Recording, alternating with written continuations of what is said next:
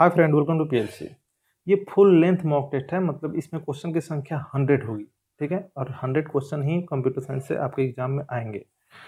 ये question easy to moderate होगा और ठीक ऐसा ही क्वेश्चन आपको देखने को मिलेगा एग्जामिनेशन में। कोई टफ क्वेश्चन नहीं आएगा।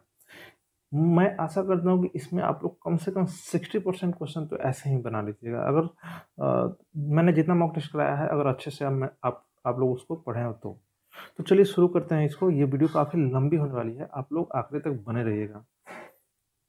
सबसे पहला जो क्वेश्चन है वो कह रहा है CRC। इसका फुल फॉर्म आपको बताना है। CRC का फुल फॉर्म पहला ही होगा इसका सही आंसर, साइक्लिक रिडंडेंसी चेक। मैं थोड़ा सा फास्ट चलूंगा क्योंकि कम समय में इसको हम लोग चाहेंगे, कोशिश करेंगे कि सोल्व कर ले। दूसरा क्वेश्चन है, which of the following is the multiple access protocol for channel access control. तो दोनों आ जाता है इसमें, CSMA-CD और CSMA-CA। ठीक है, CSMA-CA का मतलब होता है कोलाइजन एवॉइडेंस। चलिए आगे बढ़ते हैं, तीसरे नंबर क्वेश्चन पे आते हैं। The network layer is concerned with dash dash of data. तो जो भी नेटवर्क लेयर है ये किस पे काम करता है? ये पॉकेट वगैरह क्या करता है? कैरी करता है। तो आप बोल सकते हैं पैकेट इसका सही आंसर होगा। चौथा, which one of the following is not a function of network layer. Network layer का फंक्शन इनमें से कौन नहीं है? तो एरर कंट्रोल नहीं होता है। ठीक है, आप लोग कोशिश कीजिएगा पहले पॉज करके आप खुद से इसका आंसर दें और फिर उसके बाद मैं इसका आंसर तो बता ही रहा हूँ। और जितना आपका आ रहा है कमेंट में ज़रूर कमेंट कीजिएगा कि आप कितना मार्क्स गेन किए इस मॉक टेस्ट से। तो इससे क्या होगा कि मोटा मोटी आइडिया आपको लग जाएगा, क्योंकि एक दिन ही बचा है आपके पास। कल छोड़ के परसों तो एग्ज़ाम है ही, और फिर वहाँ पे देखिएगा कितना मार्क्स आ रहा है। मैं आशा करता हूँ कि जो लोग कंटिन्यू देख रहे हैं मेरे सारे वीडियोज़ को, वो अच्छा परफॉर्मेंस करेंगे और लगभग पास कर ही जाएंगे। चलिए 5वें नंबर क्वेश्चन पे आते हैं। ए 4 बिट IP एड्रेस, देखिए 4 बिट लिख रहा है। 32 बिट जो होता है ना, तो 32 बिट को 4 बाइट बोलते हैं। सॉरी, मैंने बिट बोल दिया, बाइट। 32 बिट को ही 4 बाइट बोलते हैं। ठीक है, a 4 byte IP address consist of. तो उसमें क्या होता है? तो दोनों होता है, नेटवर्क एड्रेस और होस्ट एड्रेस, उस दोनों आ जाता है 32 बिट में ही। ठीक है, 5वां नंबर का सही आंसर क्या हो जाएगा? C। अब आ जाइए 6ठा नंबर पे। 6ठा नंबर का कह रहा है कि which of the following is a security measure to protect against online fraud. तो देखते हैं, आप लोग ई-कॉमर्स में कोई काम करते हैं तो कैप्चा, पहले खूब कैप्चा हम लोग डालते थे, कहीं भी वेबसाइट पे जाते थे। आज भी टिकट बुक कीजिएगा, जो भी रेलवे वाला साइट है, तो कैप्चा बोलता है डालने के लिए। ठीक है, फॉर्म वगैरह भी डालते हैं तो देखते हैं कैप्चा आपसे डलवाता है। तो ये सिक्योरिटी मेजर के लिए इसको यूज किया जाता है।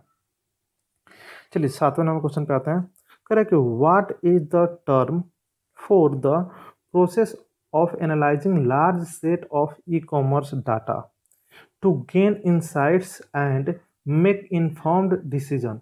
देखिए ई-कॉमर्स जो है ना, इस पर ढेर सारा डाटा जाता है हम लोग के थ्रू। हम लोग जितना उस पर देखते हैं प्रोडक्ट वगैरह, ये सब डाटा क्या करता है, ई-कॉमर्स साइट वाला क्या करता है, इसको रख लेता है और उसमें से कुछ डाटा ढूंढने की कोशिश करता है, जिसको हम लोग बोलते हैं डाटा माइनिंग। उसमें से काम की डाटा वो लोग निकालते हैं, तो उसे हम लोग क्या बोलते हैं? Data mining. 8वां क्वेश्चन पे आते हैं। करें विच of the following is an example of third party e commerce. देखिए अमेजॉन, ईबे, शॉपी, ये सब थर्ड पार्टी है, तो इसका सही आंसर क्या हो जाएगा? D।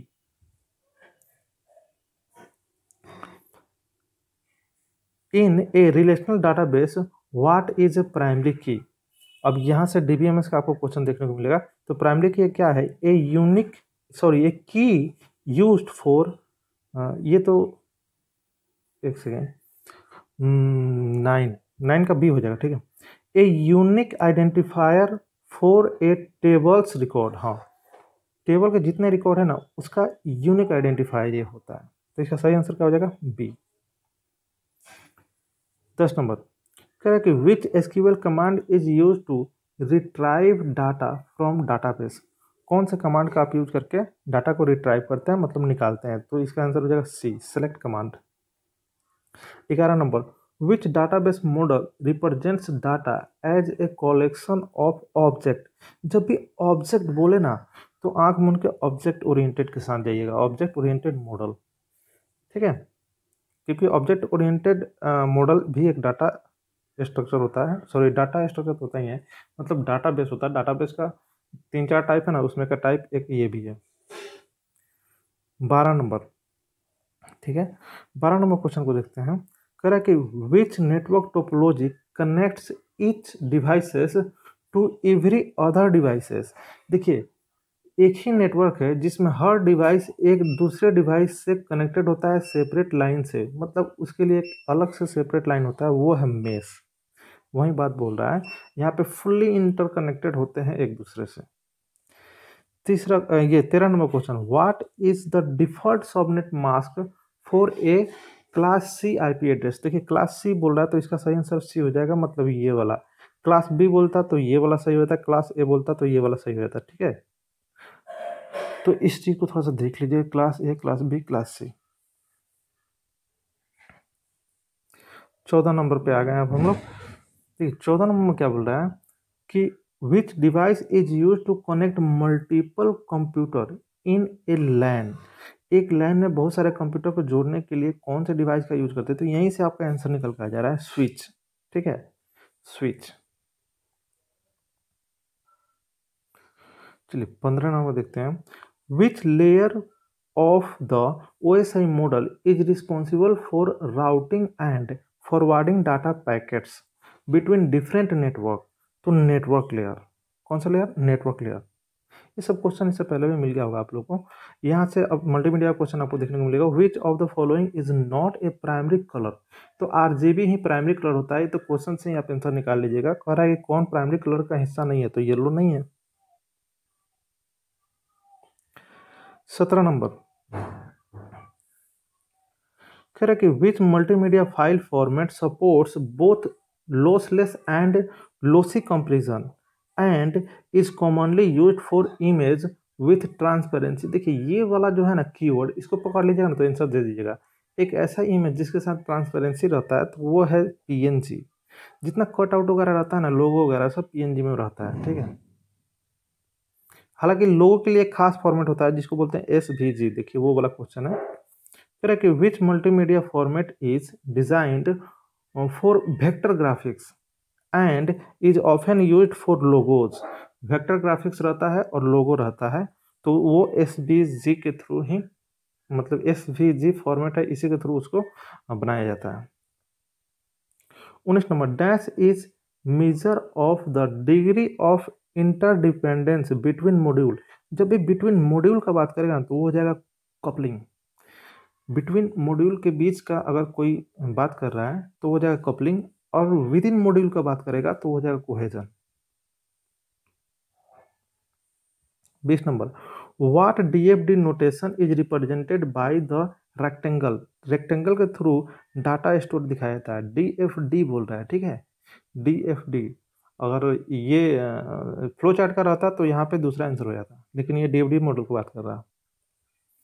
चलिए 21 नंबर पे आते हैं। कह रहा है कि ए माउस डिवाइस में भी, माउस दो प्रकार का होता है, मैकेनिकल भी होता है, ऑप्टिकल भी होता है, तो इसका आंसर हो जाएगा D। 22, which of the following are example of software development tools. Software development tools में ये सारे आते हैं, जितने आपको दिख रहे हैं वो सारे आते हैं। चलिए अब हम लोग आ गए 23 पे। The first AI programming language, तो लिप्स फर्स्ट ये प्रोग्रामिंग लैंग्वेज है जिसके थ्रू हम लोग AI इंप्लीमेंट किए थे। 24 नंबर कह रहा है कि which instructions are used for perceiving and acting upon the environment. ठीक है, तो इसके लिए आपका हो जाएगा सेंसर। 24, सेंसर एंड एक्चुएटर दोनों आ जाएगा इसमें, ठीक है, सेंसर एंड एक्चुएटर दोनों आ जाएगा। 25 number correct, what is an operating system. Operating system क्या है, तो इसका आंसर हो जाएगा D, क्योंकि सारे के सारे इसमें सही लग रहे हैं। Collection of programs that manage hardware resources, ये भी है। System services provided to the application program, application program को एक प्लेटफॉर्म प्रोवाइड करता है, ये भी सही है। Interface between hardware and application software, ये भी सही है, तो इसका सही आंसर हो जाएगा D। चलिए 26 नंबर पे आ गए। Which one of the following error will be handled by the operating system. तो इसमें सारे हर तरह के फेलियर मतलब कि एरर को हैंडल कर लेता है। Pound failure, lack of paper, जो प्रिंटर में देखते हैं पेपर खत्म हो जाता है तो एक मैसेज आ जाता है। कनेक्शन फेल्योर, नेटवर्क में भी कोई नेटवर्क आपका टूट जाए तो भी मैसेज आता है। 27, what is the main function of the command interpreter. Command interpreter का मेन फंक्शन यही है कि वो क्या करता है, यूजर से इंस्ट्रक्शन लेता है और उसको क्या करता है, एग्जीक्यूट कर देता है। तो यही आपका सही आंसर हो जाएगा A. 28, the systems which allow only one process execute at a time. एक प्रोसेस ही एक बार में अगर एग्जीक्यूट हो रहा है तो उसको बोलते हैं यूनि प्रोसेसिंग। उसको क्या बोलते हैं, uniprocessing system. In Unix, ये ऑपरेटिंग सिस्टम का क्वेश्चन है, in Unix which system call creates the new process. Fork, fork एक फंक्शन होता है, जब ये कॉल होता है ना तो एक नया प्रोसेस जनरेट हो जाता है। 30, a source code program is usually in. Source code हमेशा हाई लेवल लैंग्वेज में होता है, ठीक है। सोर्स कोड जो भी होता है वो हाई लेवल लैंग्वेज में होता है। मशीन कोड होता है वो 01 में होता है, मतलब बाइनरी लैंग्वेज में होता है, ठीक है। एक नंबर क्वेश्चन पे आ गए हम लोग, ठीक है। कह रहा है कि a small extremely fast RAM, small size में सबसे फास्ट रैम कौन है, तो कैश। देखिए कैश को रैम बोला जा रहा है इसी के लिए क्योंकि रैम दो प्रकार का होता है, एस रैम, डी रैम। तो जो कैश हो रहा है कैश जो होता है ना वो एस रैम का बना होता है, ठीक है, और बहुत फास्ट होता है। 32, the ALU makes use of dash to store the immediate result. देखिए एक्यूमुलेटर एक रजिस्टर होता है जो जो एलयू यूज करता है अपना इंटरमीडिएट रिजल्ट रखने के लिए, इंटरमीडिएट रिजल्ट को स्टोर करने के लिए एक्यूमुलेटर रजिस्टर का यूज करता है। 33, the decoded instruction is stored in IR. Instruction register में डिकोडेड इंस्ट्रक्शन को स्टोर करते हैं। कंप्यूटर आर्किटेक्चर का ये सब क्वेश्चन है। During the execution the program which gate initialize first. मतलब यहाँ पे कह रहा है कि ड्यूरिंग एग्जीक्यूशन जो प्रोग्राम है आपका किस में इनिशियलाइज होता है सबसे पहले, तो वो होता है पीसी में, प्रोग्राम काउंटर में, ठीक है। प्रोग्राम काउंटर सबसे पहले इनिशियलाइज होता है और प्रोग्राम काउंटर क्या स्टोर करता है, नेक्स्ट इंस्ट्रक्शन का एड्रेस, नेक्स्ट इंस्ट्रक्शन का address. Correct, which of the registers of the processor is connected to memory bus. देखिए मेमोरी बस से कौन सा रजिस्टर कनेक्टेड रहता है, तो वो रहता है MAR, मेमोरी एड्रेस रजिस्टर।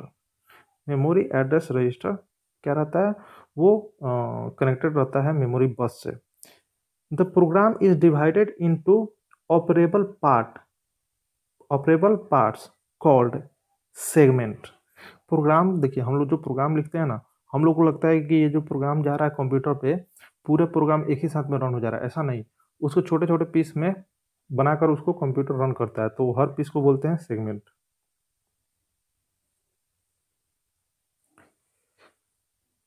चलिए ये अब आ गए हम लोग 37 पे। The technique which move the program block to or from the physical memory is called. तो इस टेक्निक को हम लोग क्या बोलेंगे, इसको बोलेंगे वर्चुअल मेमोरी ऑर्गेनाइजेशन, ठीक है। जो भी हमारे प्रोग्राम के ब्लॉक को वो क्या करता है, मूव करता है इधर उधर, ठीक है, फिजिकल मेमोरी में या फिजिकल मेमोरी से फिर वापस लेता है, तो वर्चुअल मेमोरी ऑर्गेनाइजेशन के थ्रू ये सब, ये क्या कहलाता है, वर्चुअल मेमोरी ऑर्गेनाइजेशन कहलाता है। Dash translate logical address into physical address. कभी भी बोले लॉजिकल एड्रेस को फिजिकल एड्रेस में कौन ट्रांसलेट करता है, तो वो MMU, मेमोरी मैनेजमेंट यूनिट, इसका फुल फॉर्म होता है। 39, the virtual memory basically stores the next segment of data to be executed. देखिए वर्चुअल मेमोरी कहाँ पे रहता है, तो वर्चुअल मेमोरी हमेशा सेकेंडरी स्टोरेज में ही रहता है। वर्चुअल मेमोरी रैम का कुछ हिस्सा को हम लोग, सॉरी रैम नहीं, हार्ड डिस्क ही तो है सेकेंडरी मेमोरी। हार्ड डिस्क के कुछ हिस्से को रैम की तरह जब हम लोग यूज करना शुरू करते हैं तो उसको बोलते हैं वर्चुअल मेमोरी। तो वर्चुअल मेमोरी जनरली कहाँ स्टोर होता है, सेकेंडरी स्टोरेज में। एकदम आसान सा क्वेश्चन है। 1 निब्बल का मतलब 4 बाइट, 4 बीट, सॉरी 4 बीट, और 8 बीट का हो जाएगा 1 बाइट। SVGA इसका फुल फॉर्म क्या है? तो इसका फुल फॉर्म है SVGA, स्टैंडर्ड नहीं, सॉरी स्टैंडर्ड नहीं, सुपर वीडियो ग्राफिक्स एरे, ये वाला सही हो जाएगा, ठीक है, super video graphics array. VGA का मतलब वीडियो ग्राफिक्स एरे होता है, एस का मतलब सुपर होता है, बस इस तरह समझ लीजिए। 42 line printers that print 1 line at a time. अब लाइन प्रिंटर इनमें से कौन है? तो ड्रॉम प्रिंटर लाइन प्रिंटर है। ये प्रिंटर मार्केट में देखने को नहीं मिलेगा, लेकिन ये प्रिंटर पहले आया था। Dash monitor looks like a television and are normally used with non portable computer system. तो मतलब कह रहा है कि एक ऐसा मॉनिटर जो नॉन पोर्टेबल कंप्यूटर के साथ आया था, तो वो है CRT। CRT बड़ा सा जो रहता है ना, कूबर वाला मॉनिटर, बहुत भारी रहता है, वो उसको CRT मॉनिटर बोलते हैं। आज के डेट में कोई यूज नहीं करता है। चलिए 44 पे अब हम लोग आ गए। विच of the following is not a function of the output unit. Output unit का कौन फंक्शन नहीं है? ठीक है, तो इसमें ये जो डी है ना, ये कोई फंक्शन नहीं है, बाकी ये तीनों फंक्शन है। इसको देख लीजिएगा, आप पढ़ लीजिएगा। केवल आखिरी वाला पढ़ देते हैं। It supplies the data and instruction to the computer for further processing. देखिए, ये मॉनिटर से कभी प्रोसेसर की तरफ थोड़ी जाता है डाटा, अरे प्रोसेसर से मॉनिटर की तरफ आता है, तो ये गलत हो गया। 45 electronic circuits that operate on one or more input signal to produce standard output. तो ये एक तरह से डिफिनेशन हो गया आपका लॉजिक गेट्स का। लॉजिक गेट्स जो होता है ना, कोई भी लॉजिक गेट्स आप उठा लीजिए, ठीक है, जैसे कि ये जो लॉजिक गेट्स हमने उठाया है, तो इसमें कई इनपुट लाइन हो सकते हैं, लेकिन आउटपुट हमेशा एक ही देगा, ठीक है, ये एंड गेट है। चलिए 46 the Boolean expression of an OR gate. OR gate का बुलियन एक्सप्रेशन, और गेट का प्लस होता है, ठीक है, याद रखिएगा प्लस, और एंड गेट का ये गुना होता है, मतलब डॉट। चलिए 47 पे आते हैं। बहुत गर्मी लग रहा है।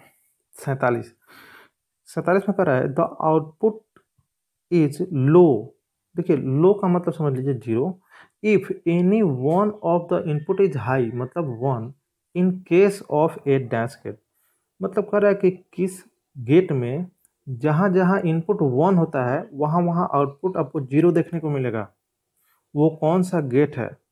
तो ट्रूथ टेबल में, अगर आप ट्रूथ टेबल को अगर ध्यान से पढ़े होंगे, तब आप इसका आंसर दे सकते हैं। वो है nor gate.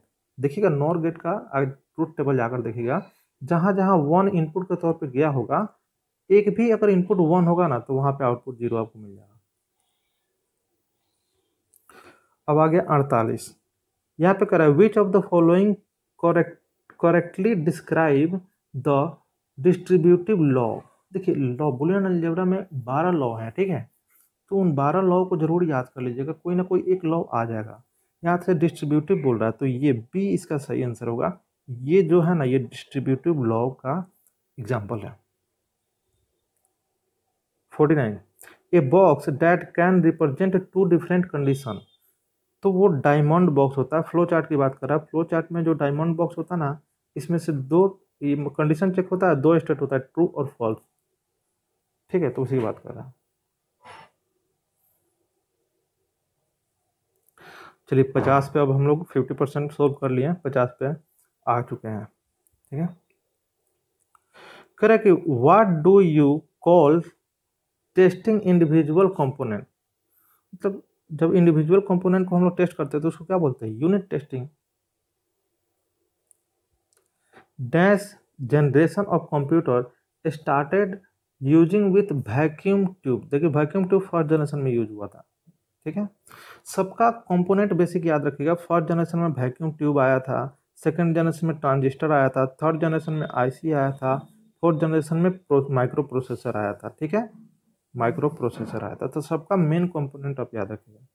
Batch processing was mainly used in this generation, तो फर्स्ट जनरेशन में ही बैच प्रोसेसिंग यूज किया गया था। क्वेश्चन ये काफ़ी आसान है। Dash computer are lower to mainframe computer in term of speed and storage. देखिए मेन फ्रेम से जस्ट लोअर की बात कर रहा है, तो आपको पता होना चाहिए माइक्रो, ठीक है, और इससे बड़ा होता है मिनी, और मिनी से बड़ा होता है मेन फ्रेम। तो सही आपका आंसर हो जाएगा मिनी। अब यहाँ से C++ का आपको कोड देखने को मिलेगा। चलिए, तो ये जो आपको दिख रहा है ये बहुत ही आसान एकदम इजी सा प्रोग्राम है। अगर आपको प्रोग्रामिंग आता है तो इसका आंसर दे दीजिएगा। बस ये वाला इक्वेशन सोल्व कर लीजिए, आपका प्रोग्राम कंप्लीट। तो पहले गुना का काम होता है, फिर प्लस का काम होता है। तो 5 3 15 और 5 20, सही आंसर क्या हो जाएगा 20। ये भी एक छोटा सा प्रोग्राम है जिसमें टाइप कास्टिंग का यूज किया गया है। तो टाइप कास्टिंग आप देख लीजिए, यहाँ पे एक ए वेरिएबल है जिसमें फ्लोट, डबल टाइप वेरिएबल है जिसमें एक डाटा है फ्लोट टाइप, और ये फ्लोट वेरिएबल है, यहाँ पे भी फ्लोट टाइप डाटा है। ठीक है, बड़ा जो फ्लोट डाटा होता है उसको डबल बोलते हैं, तो बोल सकते हैं यहाँ डबल डाटा है। और इन दोनों डाटा को इंटीजर में कन्वर्ट किया जा रहा है। तो आपको पता है जब इंटीजर में कन्वर्ट होगा तो डेसिमल वाला जो वैल्यू है वो सब छट जाएगा। तो इसका सही आंसर हो जाएगा सी। अब आ गए 56 पे। The if else statement can be replaced by which operator. If else का काम कर देता है आपका कंडीशनल ऑपरेटर। कंडीशनल ऑपरेटर को बोलते हैं, ये एक अल्टरनेटिव है इफ एल्स का। Switch statement is also called, switch statement को सिलेक्टिव स्ट्रक्चर भी बोलते हैं। द डैश डेस्टिनेशन स्टेटमेंट, क्या लिखा है ये, डेस्टिनेशन है। The dash destination statement for the go to level is identified by. एक तरह से बोल रहा है कि जो गो टू आप बनाते हैं तो उसमें एक लेवल बनाना होता है। गो टू, जब आप गो टू एक स्टेटमेंट होता है उसको यूज कीजिएगा तो एक लेवल बनाना हुआ। उस लेवल बनाने के लिए आपको कौन सा सिंबल का इस्तेमाल करना हुआ, तो वो हो गया ये कोलोन सिंबल। सही आंसर क्या होगा डी। 59। चलिए 59 पे अब हम लोग आ गए। यहाँ पे देखिए क्या कह रहा है, एक लूप आधारित एक प्रोग्राम है। ठीक है, थोड़ा सा मैं इसको जूम कर देता हूँ आपको दिख जाए। ये जो प्रोग्राम है ये लूप पे आधारित है, इसका आपको आउटपुट दिखाना है। तो n एक वेरिएबल है, n में 5 डाल दिया गया है। n ग्रेटर देन 0, मतलब 0 से आपको n तक लूप चलाना है। नहीं, n से 0 तक लूप चलाना है, क्योंकि देखिए यहाँ पे डिक्रीमेंट हो रहा है। तो n में 5 है, 5 से 0 तक आपको लूप को लेके आना है। और एक कंडीशन बीच में लगा दिया गया है कि जब n बराबर हो 3 के तो तुम ब्रेक कर जाओ। ब्रेक मतलब लूप से बाहर आ जाओ। ठीक है, और उसी बीच में प्रिंट भी किया जा रहा है n को। तो पहले बार n का वैल्यू 5 रहेगा तो 5 प्रिंट हो जाएगा, फिर एक कम हो जाएगा तो एक कम होकर प्रिंट हो जाएगा 4, फिर एक कम हो जाएगा तो प्रिंट हो जाएगा 3। और जैसे 3 प्रिंट हो जाएगा उसके बाद नीचे वाला कंडीशन देखा जाएगा तो ये ट्रू हो जाएगा। ट्रू हो जाएगा तो ब्रेक हो जाएगा, तो इसके बाद कुछ आगे प्रिंट नहीं होगा। तो इतना ही आपका आंसर हो जाएगा।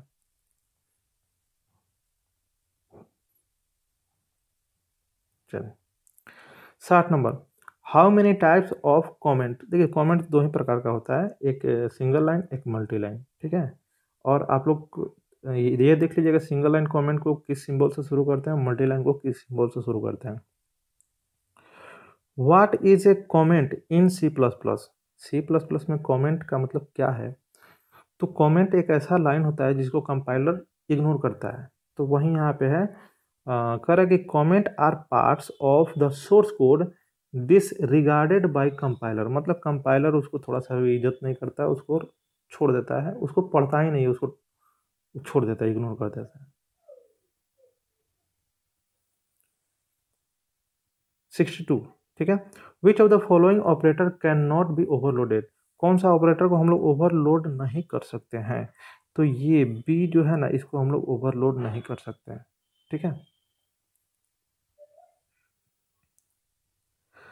63। Which of the following members are not accessed by using direct member access operator. तो आपको पता होगा प्राइवेट और प्रोटेक्टेड को हम लोग डायरेक्टली एक्सेस नहीं कर सकते हैं। प्राइवेट और प्रोटेक्टेड को हम लोग एक्सेस डायरेक्टली नहीं कर सकते। 64। Which is use to do the dereferencing. तो डी रिफ्रेंसिंग के लिए पॉइंटर के साथ आप एस्ट्रिक्स लगा देते हैं, तो वहाँ पे डी रिफ्रेंसिंग ही करते हैं आप। तो हम इसको पहले वाले वीडियो में भी बता चुके हैं, इससे पहले जितना वीडियो जहाँ जहाँ पॉइंटर पे हम कोई प्रोग्राम को एग्जीक्यूट करके बताए होंगे। हालांकि हाँ, डाटा स्ट्रक्चर में मैंने पॉइंटर पढ़ा है ना, वहाँ पे बहुत अच्छा से इस चीज़ को बताया है। ठीक है, आप देख सकते हैं उस वीडियो को। 65 what will be the output of following. देखिए यहाँ पे आउटपुट दिखाना है आपको। देखिए यहाँ पे पॉइंटर खैर आ ही गया, ठीक है। तो यहाँ पे आउटपुट क्या होगा, ठीक है, यहाँ पे समझने को मिल गया। चलिए एक मौका मिल गया आपको समझने के लिए। ये है आपका एक्स, ठीक है, और ये है आपका पी। पी जो है पॉइंटर वेरिएबल है, एक्स नॉर्मल वेरिएबल। देखिए यहाँ पे एक्स नॉर्मल वेरिएबल है और पी पॉइंटर वेरिएबल है। अब ये जो है ना, एक्स में 5 डाल दिया गया। चलिए 5 डाल दीजिए एक्स में, और यहाँ पे पी में एक्स का एड्रेस डाल दिया गया। मान लिया कि एक्स का एड्रेस है 239, तो 239 यहाँ पे एड्रेस डाल दिया गया। अब ये इसको पॉइंट करना शुरू कर दिया। अब यहाँ पे आप प्रिंट कर रहे हैं पी को, लेकिन पी के साथ आपने स्टार लगाया है। देख लीजिए, पी के साथ आपने स्टार लगाया है, तो वहीं पॉइंटर वेरिएबल के साथ अगर आपने एस्ट्रिक्स लगा दिया तो आप डी रिफरेंसिंग कर रहे हैं। मतलब क्या कि आप पी के डाटा को नहीं प्रिंट करना चाह रहे हैं, पी में जो एड्रेस है उस एड्रेस पे जो डाटा है उसको आप प्रिंट कराना चाह रहे हैं। तो आउटपुट क्या आ जाएगा, 5। तो सही आंसर क्या हो जाएगा, 5। तो इसी टेक्निक को बोलते हैं डी रिफरेंसिंग। ये तो बेवजह इतना क्या कर दिया, गैप दे दिया है। चलिए कोई बात नहीं, यहाँ मेन फंक्शन है, मेन कोड तो मेरा यहाँ पे पड़ा हुआ है। तो चलिए इतना ही कोड को पढ़ के आप आंसर दे सकते हैं। बहुत ही आसान सा कोड है, इसको देख लीजिए। एक str क्या है, एक मतलब बोल सकते हैं स्ट्रिंग है। स्ट्रिंग में क्या स्टोर है, हेलो वर्ल्ड, हेलो वर्ल्ड। तो आपको पता होगा कि स्ट्रिंग क्या होता है। स्ट्रिंग एक एरे ही तो होता है, कैरेक्टर टाइप एरे होता है, ठीक है। तो देखिए हम इसको क्या कर दिए, बहुत ही बेकार सा एक एरे बना दिए हैं।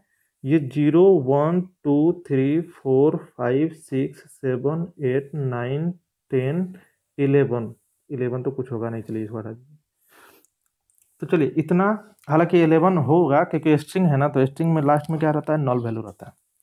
हाँ, तो इसके 0 पोजीशन की बात कर रहा है। 0 पोजीशन पर, 0 पोजीशन पे एच है, तो इसका आंसर हो जाएगा एच। चलिए अब हम लोग आ गए 67 पे, ठीक है। कह रहे कि what is the role of constructor. थोड़ा सा जूम करने दीजिए इसको, बहुत छोटा हो गया। कंस्ट्रक्टर का क्या रोल है, तो ये इनिशियलाइज करता है, initialize the data member of an object. ये तो पहले भी आ चुका है, ठीक है। कॉपी कंस्ट्रक्टर, देखिए कॉपी कंस्ट्रक्टर थोड़ा ध्यान से याद कर लीजिएगा क्योंकि ये थोड़ा सा इंपॉर्टेंट हो जाता है। कॉपी कंस्ट्रक्टर क्या है, तो जब आप किसी ऑब्जेक्ट को किसी दूसरे ऑब्जेक्ट के वैल्यू से इनिशियलाइज करना चाहते हैं तो वहां पे कॉपी कंस्ट्रक्टर का इस्तेमाल किया जाता है। तो बी नंबर ऑप्शन देख लीजिए, constructor to initialize an object with the value of another object, वही बात है, ठीक है। डिस्ट्रक्टर, डिस्ट्रक्टर हम लोग किसे कहते हैं, हालांकि क्या कहा है कि when destructor are call, destructor कब कॉल होता है, तो इन सारे सिचुएशन में डिस्ट्रक्टर कॉल होगा। प्रोग्राम आपका इंड होगा, या कोई फंक्शन के अंदर आपने कोई ऑब्जेक्ट बनाया है, तो वो फंक्शन अगर इंड होगा तो भी डिस्ट्रक्टर कॉल हो जाएगा। डिलीट ऑपरेटर के थ्रू अगर आप किसी ऑपरेटर का यहाँ पे क्या लिखा है, हाँ द डिलीट ऑपरेटर, हाँ जब आप डिलीट ऑपरेटर यूज करते हैं किसी ऑब्जेक्ट को डिलीट करने के लिए, तो भी उस जगह पे डिस्ट्रक्टर कॉल हो जाता है। तो डिस्ट्रक्टर इन सारे सिचुएशन में कॉल होगा। चलिए 70 पे आ गए हम लोग। What is the difference between constructor and destructor, इनमें क्या डिफरेंस है, कंस्ट्रक्टर और डिस्ट्रक्टर में क्या डिफरेंस है, इसको बोल सकते हैं थोड़ा सा मॉडरेट लेवल का ये क्वेश्चन है, ठीक है। इसका सही आंसर होगा C, constructor allow function parameter whereas destructor do not. Constructor में आप पैरामीटर पास कर सकते हैं, डिस्ट्रक्टर में आप पैरामीटर पास नहीं कर सकते। पैरामीटर मतलब argument. 71 how many destructor, destructor तो एक ही होता है, डिस्ट्रक्टर कोई प्रकार नहीं होता, कंस्ट्रक्टर का प्रकार होता है, डिस्ट्रक्टर का कोई प्रकार नहीं होता है, एक ही तरह का डिस्ट्रक्टर पाया जाता है। 72 विच of the following can drive class inherit. Drive class जब इनहेरिट करता है ना, तो मेंबर्स को भी इनहेरिट कर लेता है, मतलब मेंबर वेरिएबल को भी और मेंबर फंक्शन को भी, दोनों को इनहेरिट कर लेता है।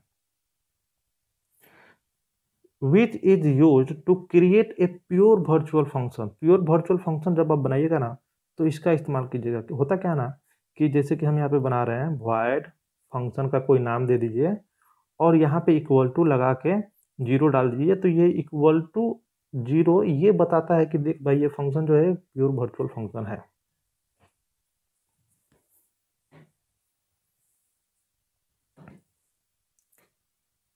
चौहत्तर number, classes that contain at least dash is called abstract classes. कोई एब्स्ट्रैक्ट क्लास बनाना है तो कम से कम एक उसमें वर्चुअल फंक्शन बना दीजिए, वो पूरा का पूरा क्लास क्या हो जाएगा, एब्स्ट्रैक्ट क्लास हो जाएगा। ठीक है, चलिए 72, the value of radix in binary number. Binary number का रेडिक्स क्या होता है, मतलब बेस 2 होता है। हाँ, अब यहाँ से आपको थोड़ा सा वो नंबर सिस्टम से क्वेश्चन आपको देखने को मिल जाएगा। मैंने सारे सेक्शन से क्वेश्चन को उठाया है, जितना आपके सिलेबस में जो जो पोर्शन दिया है। तो ये काफ़ी काफ़ी टाइम लगा है हमको ये सेट बनाने में, लगभग पूरा दिन मेरा लग गया है। काफ़ी मेहनत से मैंने आपके लिए ये सेट लाया है। तो प्लीज़ आप जितना हो सके उतना लाइक कीजिएगा, जितना हो सके उतना शेयर कीजिएगा। चलिए आगे बढ़ते हैं। 76, तो देखिए 76 कह रहा है कि ये जो है ना, इसका हेक्साडेसिमल अब बताइए कितना है। ये जो है बाइनरी में है, उसका हेक्साडेसिमल क्या होगा, तो इसका हेक्साडेसिमल आपका हो जाएगा ई। ठीक है, चलिए अब आगे बढ़ते हैं। यहाँ पे हालांकि इस चीज़ को एक्सप्लेन करने की जरूरत नहीं है, ये तो आप तो समझ ही रहे हैं नंबर सिस्टम। मैं थोड़ा थोड़ा इसका आंसर बताऊंगा और चलूंगा। ये जो क्वेश्चन है इसका आंसर हो जाएगा आपका डी। यहाँ पे कह रहा है करेक्ट रिप्रेजेंटेशन ऑफ बाइनरी, तो बाइनरी का करेक्ट रिप्रेजेंटेशन क्या है, तो देखिए हालांकि यहाँ पे ना, ये तो यहाँ पे बाइनरी में 2 4 कहाँ से आएगा, 2 और 4 आएगा नहीं, आएगा 0 या 1 ही ना होगा। और यहाँ पे तो बेस दिखाया ही नहीं गया, यहाँ पे बेस नहीं, यहाँ पे स्क्वायर दिखा दिया गया है।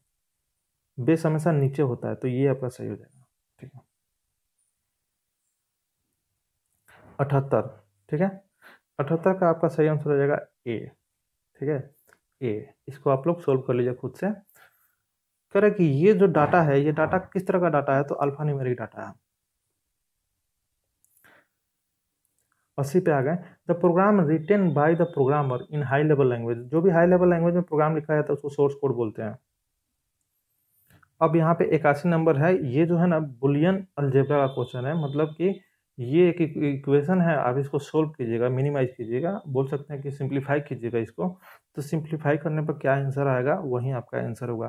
तो इसका सही आंसर हो जाएगा डी। ठीक है, आप लोग सिंप्लीफाई करके देख लीजिएगा। डिस्ट्रीब्यूटिव लॉ लगेगा उसमें और इंडेम्पोटेंट लॉ लगेगा, दोनों लॉ लगा के उसको सिंप्लीफाई कर सकते हैं। 82।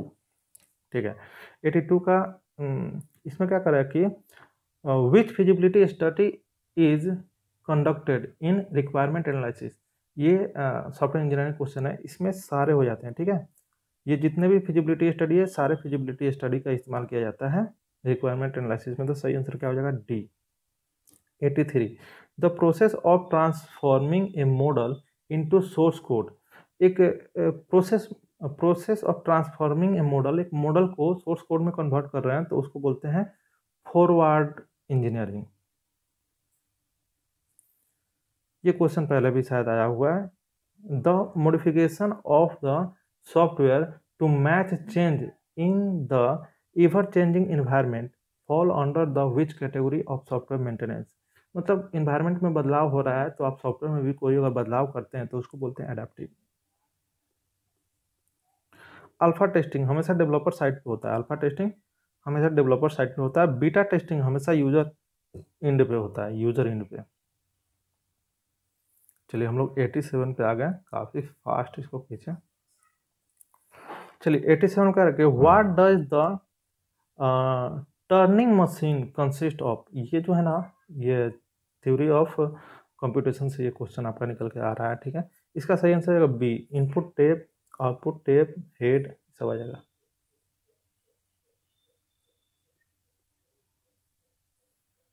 Eighty eight.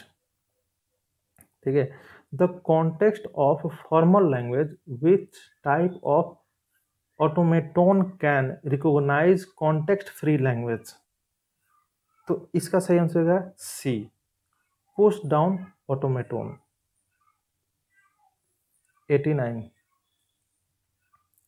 which language class is the most powerful in term of generative capabilities।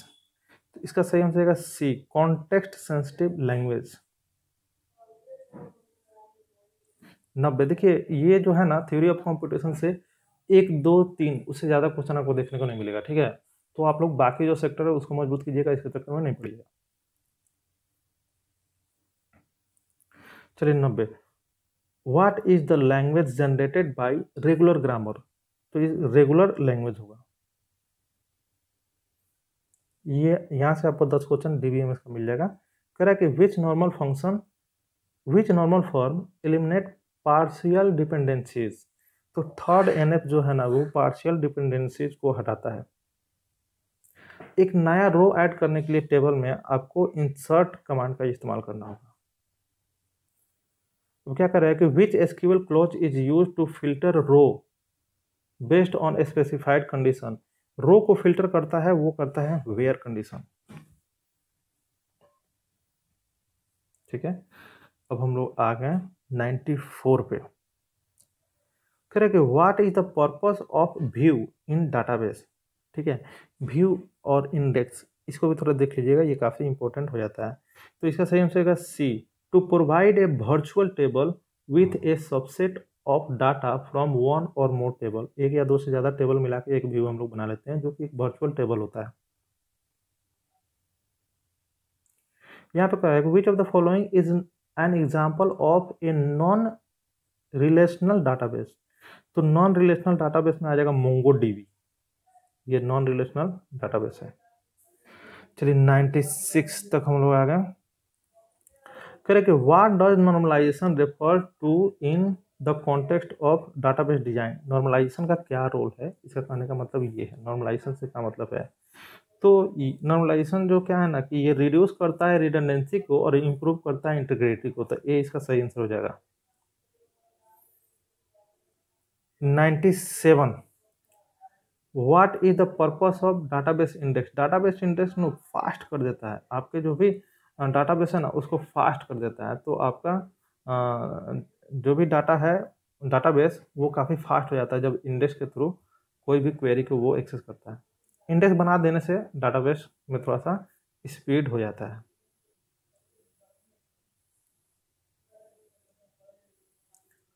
What does acid stand. देखिए एसिड प्रॉपर्टी इससे पहले वाला वीडियो भी मिला था।